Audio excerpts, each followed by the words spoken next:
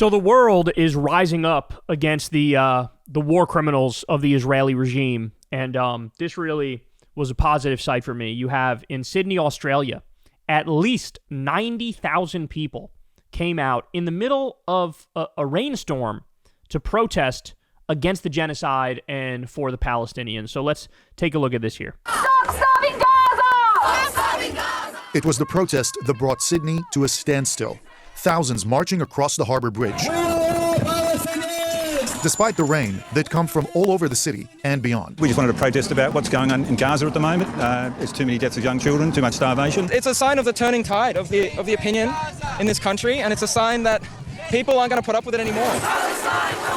The choice of location was intended to send a powerful message. Concern for the starvation of the Palestinian people expressed in Sydney on our famous bridge. That'll go right round the world. The New South Wales Jewish Board of Deputies expressed disappointment that the protest was allowed to go ahead on such an iconic landmark. For almost 2 years, protesters have marched nearly every weekend in Sydney. This time was different. If this is your first march for Palestine, welcome. Everyone from everywhere is here. Among the protesters was WikiLeaks founder Julian Assange. Many have been moved to march for the first time by the images of suffering in Gaza. The starving children of Gaza cannot wait another day. End the violence. There are growing numbers of us who are Jewish, proudly so, who say this does not represent us or who we stand for at all. For some, the sheer numbers of people turning up was overwhelming. I can't look at the crowd. I'm not crying. I can't.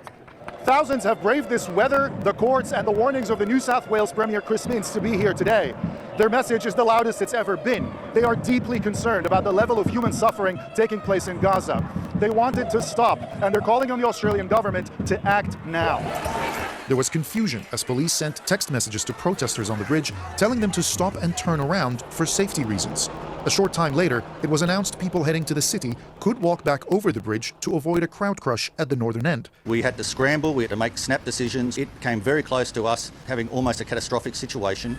So, in other words, there were so many people there that they were worried about a crowd crush scenario, which, by the way, I don't know if you guys have looked into that, but do yourself a favor one night on YouTube when you got nothing to do. Go research crowd crush, because that's a wild thing, bro. That's like the thing that happened at that Travis Scott concert. Remember that? That was a fucking nightmare.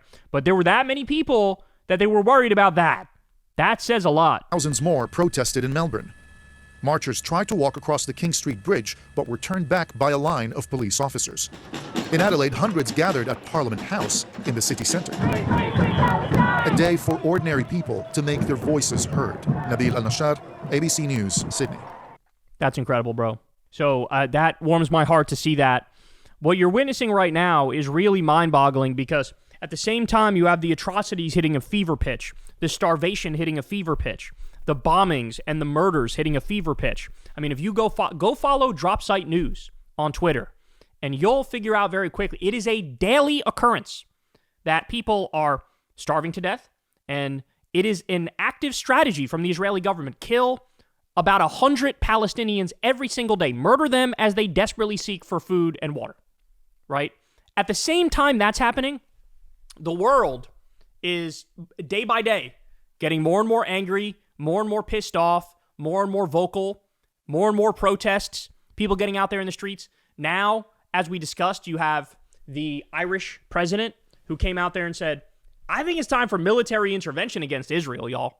I think we should invoke Chapter 7 at the UN and in a multilateral way, go in there, UN troops with guns, and force the 6,000 aid trucks in, right? And if the Israelis get in the way, open fire, bombs away.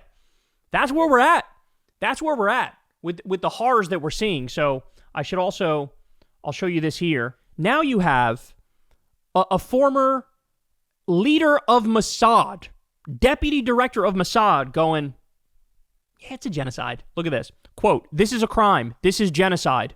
Amiram Levin is a retired Israeli general who commanded Israel's Northern Command, served as the deputy director of the Mossad, and was injured fighting for Israel in the 1973 war. Are Israeli genocide apologists and online propagandists like Elon Levy and these other ones, I call this one Yak Boy. You guys ever see this Eyal Yak Boy? He's the worst. Who have never done anything comparable to Levin in their terminally online and pathetic Hasbara careers, going to call Levin anti-Semitic, anti-Israel, pro-Hamas? How are they going to dismiss or smear him?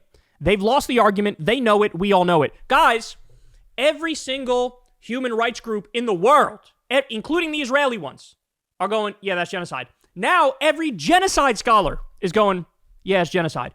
Now there's former Israeli prime ministers and there's former members of Mossad who are going, yeah, it's a genocide. Wakey, wakey, get with the times. If you don't see this for what it is, you're a sucker, you're an idiot, you're a freak, you're a loser, you're a dumbass, you're a dipshit. It's not hard. This isn't hard. They announced what their intentions were. They said the most genocidal shit I've ever heard from anybody ever, and then they did those things. There is zero ambiguity, zero gray area, and that's where we're at. That's where we're at right now. By the way, I should also show you this. This is wild. So this is an image that the Israeli military tried to prevent other outlets from publishing. This is the sky above Gaza. And as you can see here, I'll zoom in more for you. As you can see here, bro, everything is bombed. Everything is bombed. They leveled everything. Like somewhere between 70 and 90% of Gaza is just rubble. That ain't no fucking defensive mission. That ain't no, targeting of Hamas. There's between 30 and 40,000 Hamas members, and there were about 2.3 million people in Gaza. They destroyed everything, bro. They leveled everything. Again, this doesn't take a fucking genius to figure out what happened here and what went down. It's pretty clear. It's pretty straightforward. Now everybody's acknowledging it. So shout out to the people in Australia who came out for those protests. The numbers were truly amazing. There were a lot of people out there. I honestly think 90,000 is an undercount. I do. And it's time for the whole world to hop on board with this because, we can't sit back and watch this continue. These people starving to death right in front of our eyes, getting murdered right in front of our eyes. And now we have the GHF whistleblower, the Gaza Humanitarian Foundation whistleblower. He's basically validating the whole thing is a fucking farce.